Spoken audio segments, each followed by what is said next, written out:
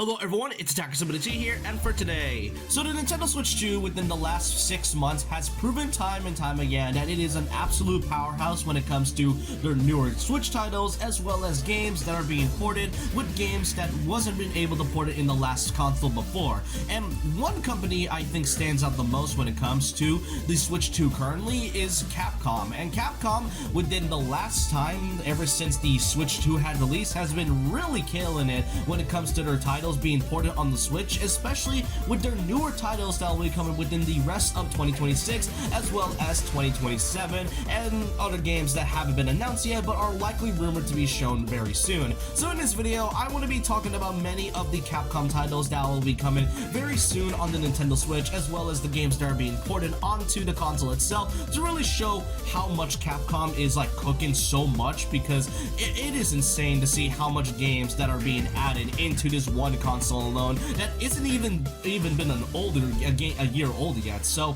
I hope you guys enjoyed this video nonetheless, and let's get started with some of the bigger franchises to really cover in Capcom's catalog. So to start things off, we gotta talk about Capcom's very own mascot, Mega Man. And Mega Man within the last 7 years has basically been in a drought of lacking of any brand new games, but it seems that within 2026 and eventually 2027, Mega Man is now making his comeback with a few new things being added, such as the Mega Man DLC that will be added into Sonic Racing Cross Worlds at around Q2 of 2026. I would assume around April or May, given that is usually the time frame for that type of quarter, which includes Mega Man and Proto Man as a DLC character. Along with that, very soon on March, we'll be getting the Mega Man Star Force Legacy Collection, which, to be fair, we did get the Battle Network Collection about a few years ago, so it does make sense that we are going to be seeing the Legacy Collection. The only one that we have yet to see ported into the franchise is the Mega Man Legends series, and that's really about it. But the biggest and most notable title that will be coming in 2027 is the latest and next Mega Man installment, being Mega Man Dual Override. It has been such a long time since Mega Man has gotten a new installment, and the last one was almost a decade ago, which is insane for a Mega Man game. Now, so far we've seen that this is mostly just Mega Man, and there is currently an art contest that will be submitted to anyone who's designing a Mega Man robot character, but it is refreshing and exciting to know that Mega Man is finally back with a brand new installment. It is unfortunate that we are going to be waiting for a good while till 2027, and for what we've seen, not only is it coming to the Nintendo Switch 2, but funny enough, the original Switch as well, which does mean that the Switch 1 will still be getting more support, even despite the Switch 2's biggest success at the moment. But yeah, that's all I can really cover about Mega Man, since, you know, as I said, there has been a large drought in terms of newer games, not counting any ports. But yeah, Mega Man is so back right now. Next up, we should move on to one of Capcom's biggest franchises, that being the Street Fighter series, and one title that stood out the most is obviously Street Fighter 6. Now, the thing when it comes to Street Fighter is that Nintendo and Street Fighter, in terms of their console ports, never really tend to kind of vibe well. We did see a few of those things back in the 90s, and eventually kind of phased out within the years that goes by, and the only bigger titles that wasn't on any console, even before the Switch or like during the Wii U era, was Street Fighter 3 and 5. And that's really about it. But with the Switch 2's newest capabilities and really big hardware, we now are able to see Street Fighter 6 being added onto the Switch 2's catalog, which I find it really interesting, since Street Fighter 6 was one of the first titles shown alongside the console. Now, more specifically, it is the Years 1 and 2 edition, which includes the 2 DLC passes of characters, with the third one obviously needed to be purchased separately, or if you want, you can get the first regular version without the DLC. But yeah, it is kind of crazy that we are now seeing an official title that people generally thought wasn't going to be on the Switch now being added onto the catalog, which I find personally insane. Alongside that, we also got 3 new amiibo from the franchise, if you want to count Ryu and Ken from the Smash Bros. Lineup, but we also have Luke, Jamie, and Kimberly, which I guess it makes sense given that the demo focuses on these characters as well. But yeah, Street Fighter 6 is already making such a good promise when it comes to its titles. Really, the only unfortunate part about a lot of these Capcom titles I'm going to be showing is that most of them are likely going to be keycards, and most are already confirmed to be keycards to begin with. But yeah, Street Fighter is now having a really good start when it comes to its title, and so far, it was definitely a smart way for Capcom to show the Switch's capability by basically showing that one of their titles would be coming into the collection.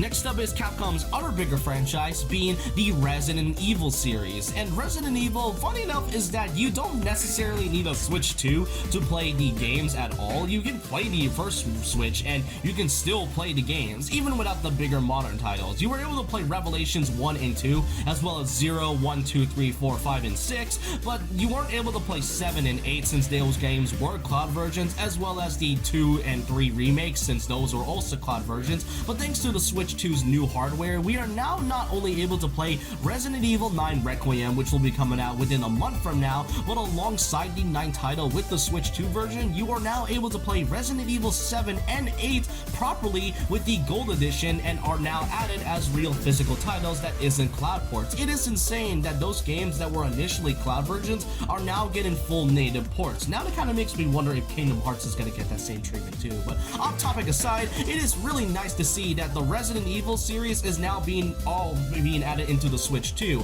Alongside the 9 title, we are also going to be getting a Resident Evil 9 themed controller for the Pro, as well as an official new amiibo based on Grace Ashcroft, marking the very first time the franchise has ever received an amiibo. It is kind of crazy to see that the Switch 2 is essentially the Resident Evil machine. Really, the only titles that isn't added onto the catalog was the Resident Evil remakes from Resident Evil 2, 3, and 4, but otherwise it is really cool to see that most of these major titles are now added into this one console alone. It already tells us enough that the Switch 2's hardware and capabilities in porting games is just really crazy enough as it is, but it doesn't stop there. There's still a lot more titles coming alongside the way, as well as some rumored ones that would possibly be added to the Switch 2 if Capcom decides to do so.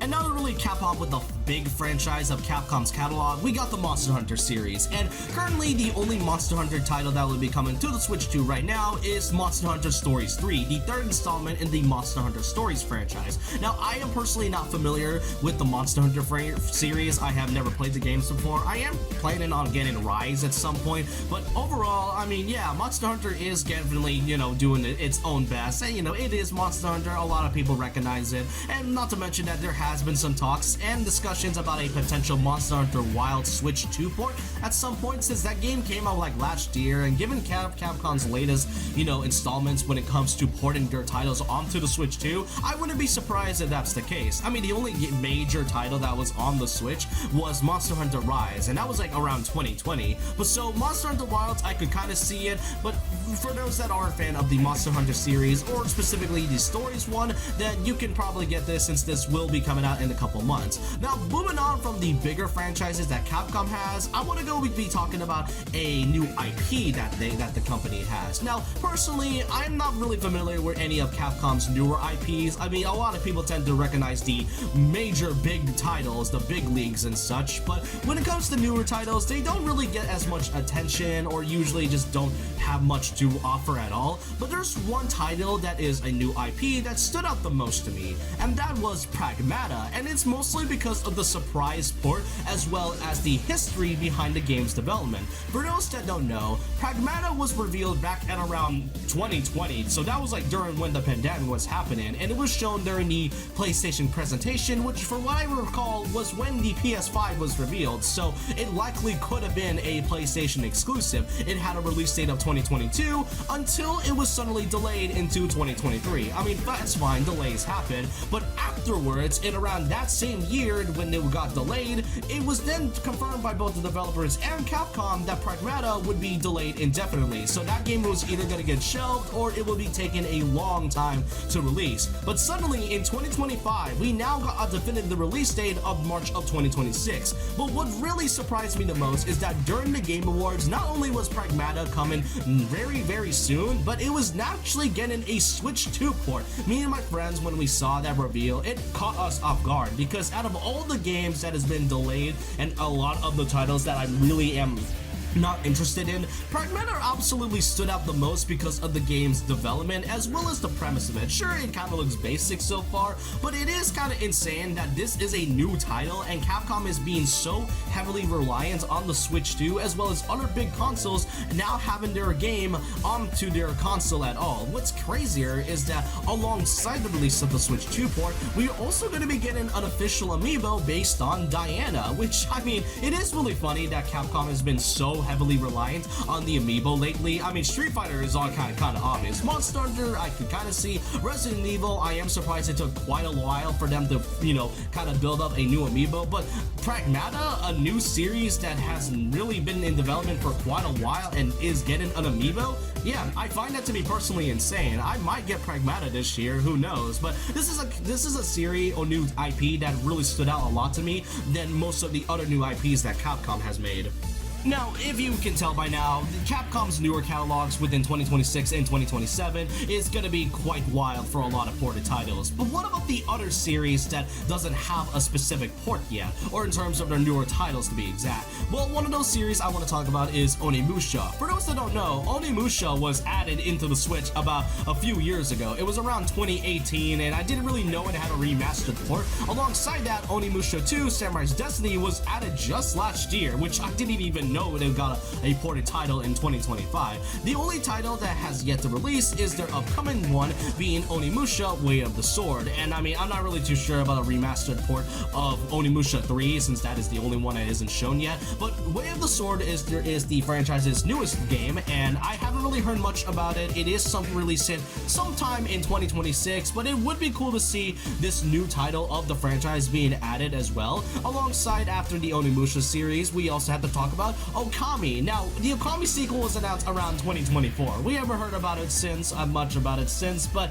we can tell that this game could likely be added into the Switch 2. If the first one was already on the first Switch, then I would not be surprised if Clover Studio and Capcom decided to add the sequel to this game onto the Switch 2. If anything, this was a title I am personally excited about. I love Okami, and seeing an actual sequel after all this time is quite surprising and also hype at the same time. One of my most anticipated games to come out. I cannot wait to play Okami 2 when it releases. But then after Okami, we then get to Dragon's Dogma. Dragon's Dogma had its own enhanced port with Dark Arisen, and the only one that has been new was actually Dragon's Dogma 2, which was added onto the PlayStation and other modern consoles about a couple of years ago. I wouldn't be surprised if that got a Switch 2 port at some point. Then there's also Ace Attorney. There isn't really much I can say about Ace Attorney other than the fact that there has been rumors about a potential Ace Attorney 7 releasing at some point, or even our Ace Attorney 7 that will be announced in the future. We may never know, since the Ace Attorney has been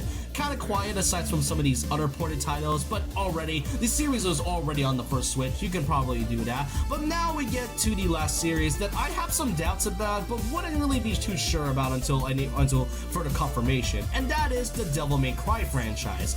Devil May Cry's 1, 2, and 3 are on the first Switch, and that's the only ones that have been added onto the console. Devil May Cry 4 and 5 are the only two titles that aren't really on the Switch. No, I'm not counting the other Devil May Cry title, if you know what I'm talking about.